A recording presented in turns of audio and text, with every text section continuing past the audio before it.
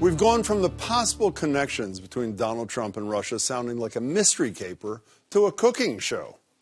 If the president puts Russian salad dressing on his salad tonight, somehow that's a Russian connection. Oh, Mr. Spicer, if it were only that simple.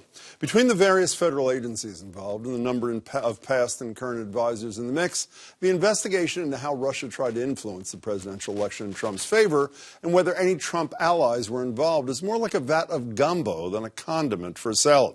A little history now, so bear with me. Let's begin with this startling admission by FBI Director James Comey before a congressional hearing earlier this month.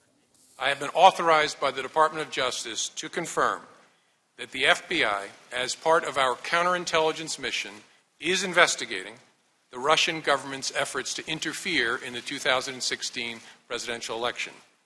And that includes investigating the nature of any links between individuals associated with the Trump campaign and the Russian government, and whether there was any coordination between the campaign and Russia's efforts. Paul Manafort, once Trump's campaign manager, is one area of concern because of his lobbying efforts in Ukraine for pro-Russia interests and accusations he has a history of communicating with Russians known to U.S. intelligence. Not only is the FBI investigating election tampering, so are the intelligence committees in both chambers of Congress, but it's the House committee, chaired by Trump supporter Devin Nunes, that's been in the news. Are you going to stay as chairman and run this investigation? Well, why would I not? The former dairy farmer is under fire for having given the Trump administration information before sharing it with his committee colleagues. This has fueled calls for the appointment of a special prosecutor. Then there's a situation with Trump's son-in-law, Jared Kushner. The president wants him to head an office with wide-ranging duties, including spurring business development and addressing the opioid crisis. But information has surfaced that Kushner met with a Russian banker appointed by Vladimir Putin during the transition. Now, with all of this going on, there's only been one casualty so far, Michael Flynn, who was National Security Advisor for what seemed like about 15 minutes. He lied to the vice president about talking to the Russian ambassador about policy during the transition, violation of federal law, and after Flynn left, it was revealed he had also been paid by a Russian TV outlet, something he also lied about. Vermont Senator Bernie Sanders probably spoke for a lot of Americans this past Sunday. What I think the issue right now is, and what the American people want to know, is what relationship, if any, what kind of collusion, if any, there was between the Trump campaign and Russia. If the intelligence committees are unable to do the right thing, we need to go through an independent commission. And then there are Trump confidants Carter Page, J.D. Gordon, Roger Stone, Michael Cohen, all with admitted or alleged Russian connections. But we're going to have to put them aside for tonight because I've got to be in bed by 10. The American people have watched presidential scandals play out before, Watergate, Monica Lewinsky, to name just two. So does the drip, drip, drip of information here compare, or do Trump supporters have a point when they say Democrats in the media are trying anything to trip them up? Joining me are Evelyn Farkas. She's a former Deputy Assistant Secretary of Defense for Russia during the Obama administration. Pleasure to meet you, Evelyn. Thanks for being here. Thanks for having me. And Jim Walsh is back. He's a Senior Research Associate at MIT's Security Studies Program. Jim, good to see you, too. Good to see you. Evelyn, starting with you. So obviously there's plenty of smoke around this issue of collusion. Based on what you know and the players you know, is it likely there's fire, or it's just, as Spicer said, Russian dressing?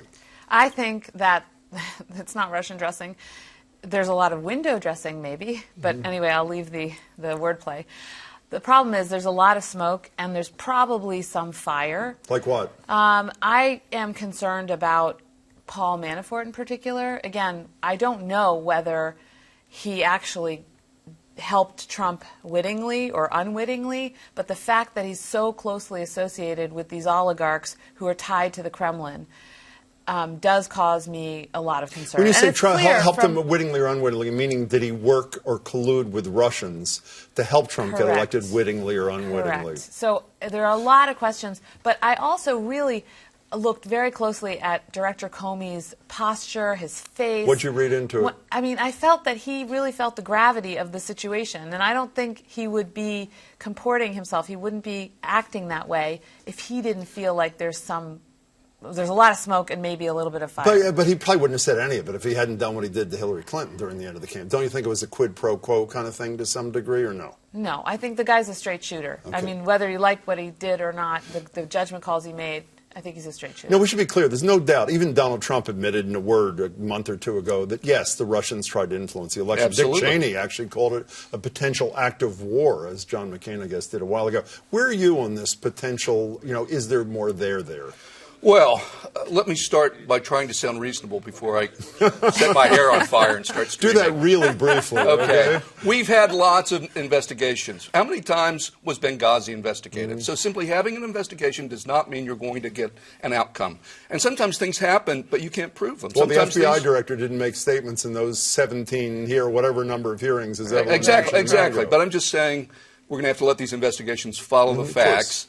And sometimes there's activity there, but you can't prove it. Right? These investigations end with inconclusive but suggestive findings. You're about to get irresponsible? I'm about to get Go irresponsible. Now, it looks terrible. I think it looks terrible, and I think you mentioned historical analogies. I cannot think of a modern presidency. Yes, we've had South Koreans playing with the Congress or other foreign powers playing in the Congress, but to have our long-term adversary try to tip the election, which everyone agrees to, and now having at least the appearance of potentially troubling connections. That's bad. Who do we depend on? I mean, I tried to detail a little bit what's going on with this House committee. There's also supposed to be a hearing with Sally Yates, former Assistant Attorney General, who most reporters thought was going to probe more deeply into the Flynn-Russian connection. That hearing didn't happen. I think he's pretty much disgraced himself. Some Republicans in the House have said the Senate should do it. John McCain says a special committee. What's the appropriate way? Should we be left to the FBI and don't worry about Congress? How do we get to the bottom of this? No, I mean, the FBI has to do what they're doing. That's the right and proper thing to do. They have to investigate this. I would say that we need an independent, bipartisan commission. But that doesn't mean that the Senate can't continue doing what they're doing, because there is a bit to the argument that they're already starting. They've started interviewing people. They have the data already there. They have the security clearances. So if you start a new commission, it'll take a little time. But I think the thing about the commission is it's done much more transparently. I was executive director of the Graham Talent WMD Commission. And we had public hearings. We actually had a hearing in New York City. It was about terrorists getting WMD and whether the administration was doing a good enough job. I think that it helped because we talked to the American people about what we were doing. We had witnesses in front of us. We had the mayor come and talk about it. So I think that while an ongoing investigation is occurring in the FBI and the intelligence committees are doing their work, an independent investigation can also do work and educate the public. Can I be irresponsible like you were for a minute? Sure. Manafort has said he's willing to testify, is anxious to it. So is Page. Yeah. So is Roger Stone. One person who's off that list, who we've heard nothing from, is Michael Flynn. Should we read anything into the fact that no committee chair says Flynn's about to testify? General Flynn is not voluntary. In fact, he's almost gone dark. We've heard nothing from him of late. Should we read anything into that or no? I would hold off on drawing a conclusion. They could be in negotiations with him now about the conditions. In other words, committee people. Yes, could be negotiating with him now for could the on FBI the terms and conditions under which be involved in negotiations with him now about. Absolutely, but obviously you'd want to keep a big wall of separation between those two investigations. But sure, so I would not jump on that. I think we have to give this time. I'm encouraged by the way the Senate has handled this.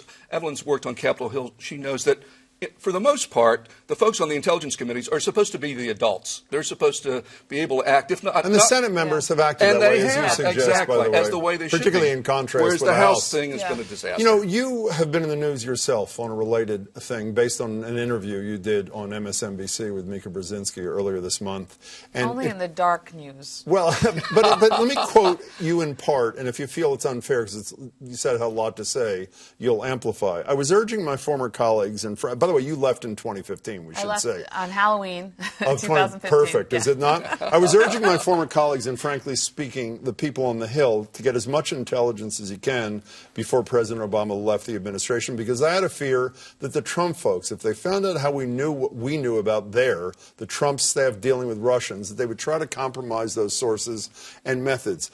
Critics have said, and supporters of Trump, this is the smoking gun that suggests, in fact, there was at least a will, if not a way, to do the surveillance of Donald Trump or people in his operation that his supporters are suggesting. You're No, shaking I your head never no. mentioned Why doesn't it mean that? Because I never mentioned surveillance. I never mentioned leaking. I never mentioned hacking. What did you mean? What I was worried about was we had that summer. Remember last summer, all these reports about the Russians hacking, and then the information got to WikiLeaks. At the same time, the newspapers were reporting about Trump confidants, Trump advisors, going back and forth to Moscow, talking to Russians. And all of the reporting was indicating, again, it was the first sign of the smoke. And so I was worried after the election, once I saw that, okay, Trump was going into the White House, he would now be the custodian of the classified information. And they might just... However, the other place where they can read classified information is on Capitol Hill. So all I was saying to the Obama people and to the people on the Hill was make sure you share the data, the facts, whatever facts you have on this. And it wasn't advocating for anybody tapping, leaking, spying, anything of that nature. So you don't need anybody to start I your was car saying for you. Congress needs to be involved. Congress needs to be involved. We only have 1 minute left. Yes. What's the next sign that mere mortals, unlike experts, should be looking for to suggest there is some there? What's the next thing that might break that would suggest to the American people somebody in the Trump administration's got big troubles here, starting with you? Well, it might be the people they interview, or it might be documents that become available through the process of the investigation. But my guess is, I mean, these are the Intel committee, so they're probably not going to release a lot of stuff. You know, I don't know this for a fact, you may know, Evelyn, but I assume that the Intel community is continuing its investigation and attempt to confirm that dossier that was from the summer. A couple of months ago. Right. At one point, one of these is going to end, and at that moment, if they say they're wrapping up, then I would hold on to my seat. What's the public piece we might see? Anything? I don't know. I'm more worried about the policy, so I would watch to see, okay, I mean, there's a question of Trump supporters, but how does that affect our policy? Because that would be the more serious thing. If the president and the people around him somehow were affected by either the contacts they had with Russians, or with may the have advisors. something on him or whatever. You know, somehow. I want to see what they do. There's an oligarch called Dmitry Firtash. He's being held in Vienna, Austria. We asked for him to be extradited to the United States, we being the U.S. government, but under the last administration. He was set to be released to us. The Spanish came in with another case against him. I would look to see how the Trump administration handles that case. Fair enough, Evelyn. Pleasure to meet you. Thank you Thanks so very much for your much. time. Jim, it's great to see you. Take care. Really appreciate it.